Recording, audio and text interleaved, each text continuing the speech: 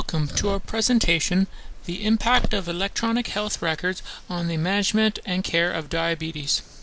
The goal of our presentation is to bring awareness on how electronic health records, also known as EHRs, can benefit the management of diabetes. Over 9 million Canadians are living with diabetes or pre-diabetes. Since the year 2000, the prevalence of diabetes has almost doubled, and by the year 2020, it's estimated 11% of Canadians will be affected by this disease. There are three types of diabetes. Type 1 diabetes accounts for 10% of the diabetic population, and it is when the pancreas is unable to produce insulin. Type 2 diabetes accounts for 90% of the diabetic population, and it is when the pancreas cannot produce enough insulin or the body does not effectively use to produce insulin.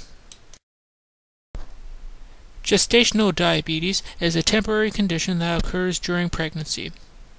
Prediabetes is if your blood glucose levels are high, but not high enough to be diagnosed with diabetes. If diabetes is left untreated or poorly managed, it can lead to a variety of health problems, as seen below. With proper management, many of these conditions can be avoided, though. In the past, diabetes was managed with paper-based records.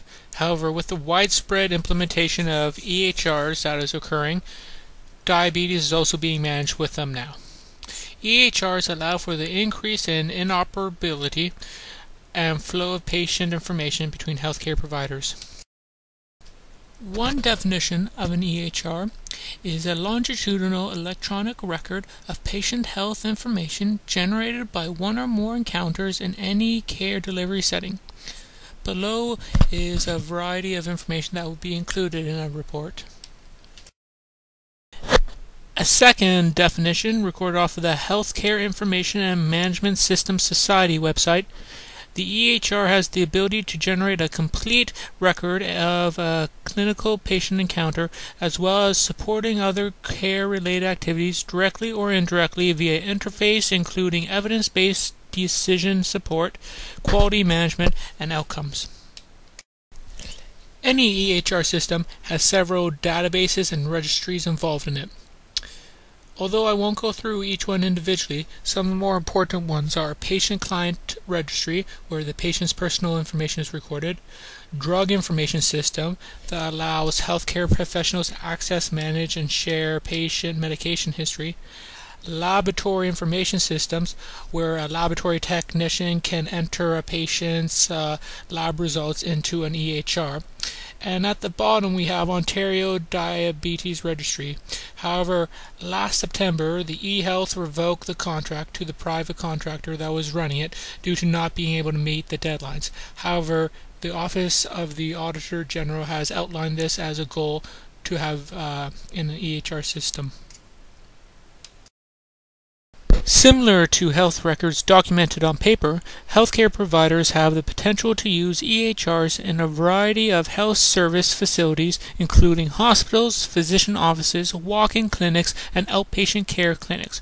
Complete EHRs can be made available to numerous healthcare providers simultaneously and with accurate and up-to-date health information. Despite the versatility of EHRs, according to a 2009 study, only 37% of family physicians in Canada utilize health records in digital format. Compared to other countries, Canada lags behind in interoperable electronic health records. The Clinical Practice Guidelines from the Canadian Diabetes Association states that a systematic approach to diabetes will improve outcomes. A systematic approach to care is one that applies practical strategies for care providers to enhance the ongoing care for those living with diabetes. So, what does a systematic approach look like? There are 5 steps. First, the clinician must be able to identify patients with diabetes. Second, they must have a diabetes registry. Third, they must be able to systematically recall patient information as needed. Fourth, they must have use of clinical flowsheets. And fifth, consider having diabetic focus visits and group visits. Now let's take a look at how electronic health records enhance systematic care. There are many advantages of an EHR when using a systematic approach to diabetic care. Identifying patients with diabetes and having a diabetic registry is made easier with an electronic health record. Electronic reports can quickly summarize patient diagnosis as well as group patients together related to similar diagnoses. This type of report can help plan educational initiatives and group therapy sessions within a clinic that is geared towards a particular population.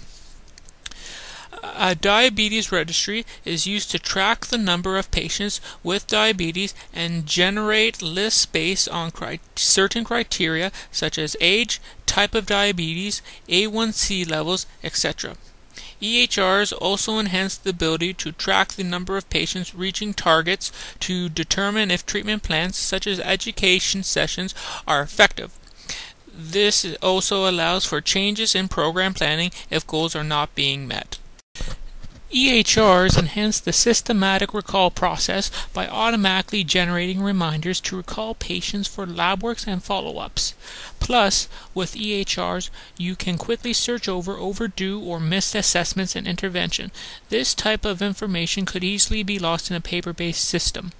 There is less of a chance of an assessment or appointment being missed if a computerized system can automatically generate a reminder or flag that it needs to be done. Clinical flow sheets are used to display longitudinal trends.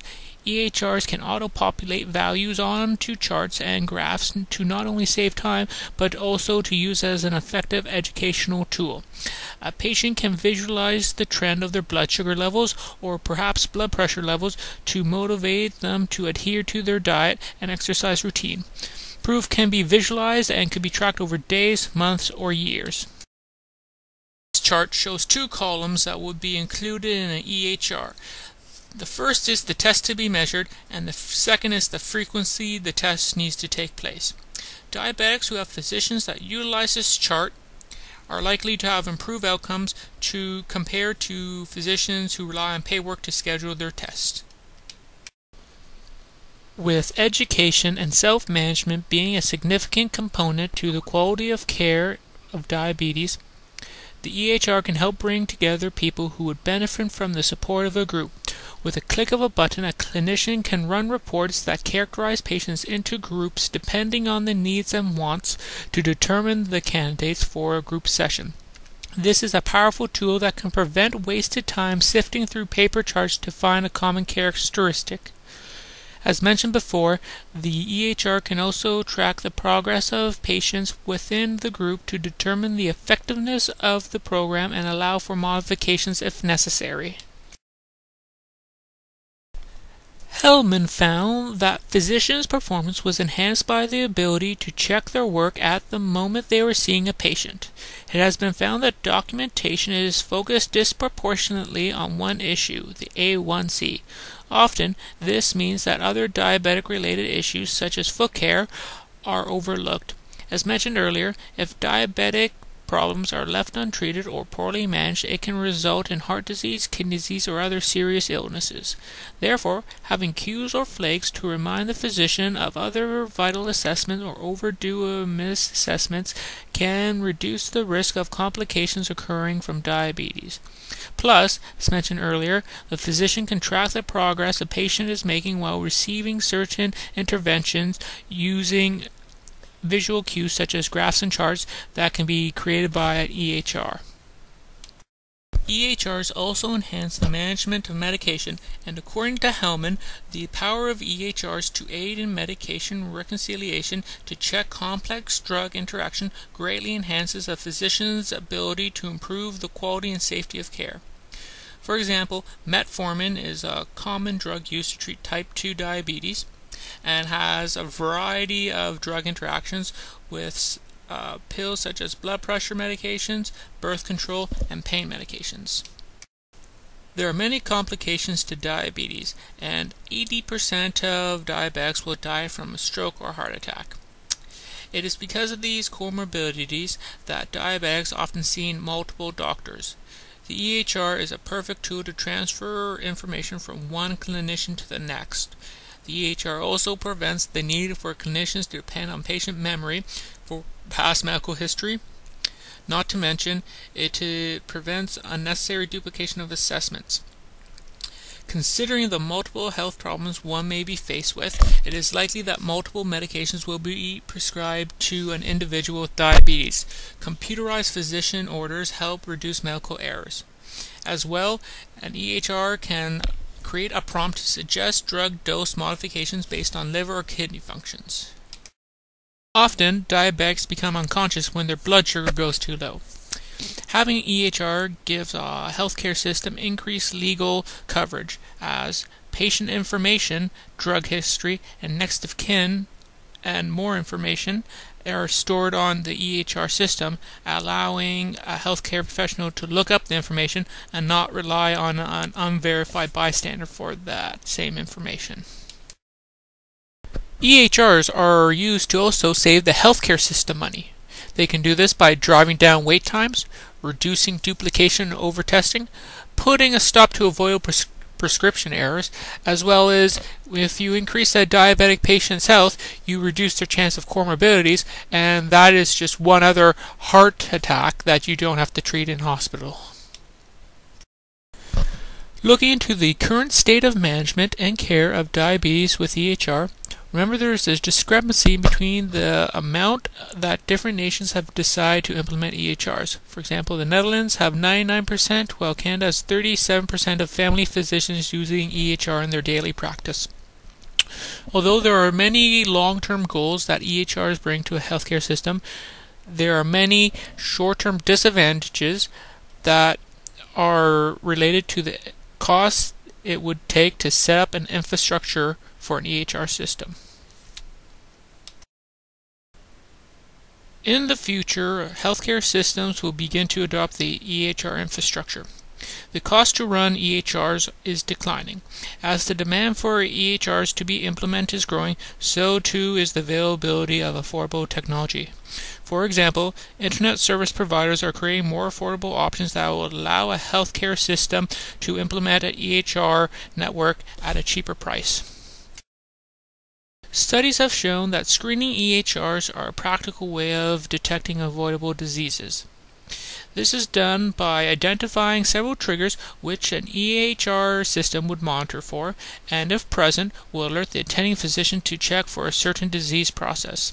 The study concludes that this should be a part of every primary care physician's practice and would help minimize preventable harm, such as the type of complications diabetics often experience.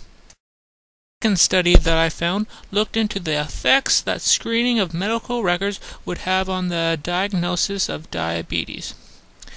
12 triggers were identified, and a survey was given to a variety of general practitioners to see if they would run a blood test for diabetes based on the presence of a trigger.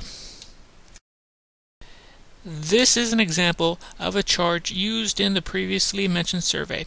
As you can see, the first column is the patient's triggers, and the second column showed the percentage of general practitioners that would test the patients for diabetes based on the trigger beside them. For every trigger that received a blood test for diabetes, the general practitioner would receive 1 to 2 points based on how detailed the blood test was. The study concluded that an increase of 5 points would result in a 35% increase in the diagnosis of diabetic patients. The last study on the previous 3 slides were not based on an EHR system. It was based on a screening system which EHRs have been shown to improve. Although it is just one example, it shows how EHRs can improve the implementation of new health research. Throughout our research for this project, we found many articles which identified EHR strengthens the care for diabetics. The same articles also identified there is a lack of clinical research available to this issue, as many healthcare systems have not yet adopted EHRs due to cost. In the future, more publishing proving the benefits of EHRs is needed before it's universally adopted. I hope you have enjoyed our presentation. The next 2 slides show our references.